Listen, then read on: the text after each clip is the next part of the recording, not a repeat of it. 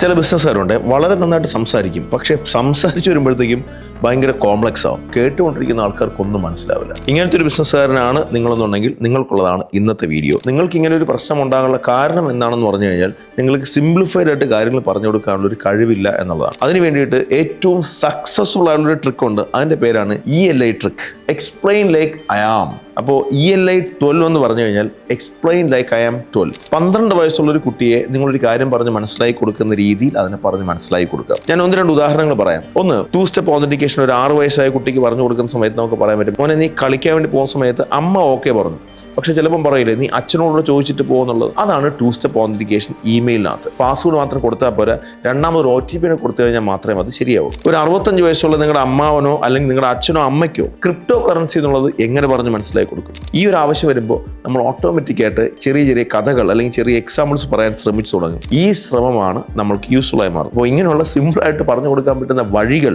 നിങ്ങൾ ആലോചിച്ച് നോക്കുക. നിങ്ങൾക്ക് വളരെ ഈസി ആയിട്ട് മനസ്സിലാക്കി കൊടുക്കാൻ പറ്റും. നിങ്ങൾ പറയുന്നത് ക്ലിയർ ആയിട്ട് ടീമിന് മനസ്സിലായില്ല എന്നുണ്ടെങ്കിൽ നിങ്ങളുടെ ആഗ്രഹങ്ങളെല്ലാം ആഗ്രഹങ്ങളായിട്ട് മാത്രമേ ഇരിക്കുള്ളൂ, അവരെ കൊണ്ട് കൃത്യമായിട്ട് ചെയ്യിപ്പിക്കാൻ പറ്റത്തില്ല. അപ്പോൾ ഇന്ന് തന്നെ ട്രൈ ചെയ്യൂ. എന്നിട്ട് എന്തെങ്കിലും സംശയങ്ങൾ ഉണ്ടെന്നുണ്ടെങ്കിൽ കമൻറ്റ് ചെയ്തു, നമുക്ക് വഴിയുണ്ടാക്കാം.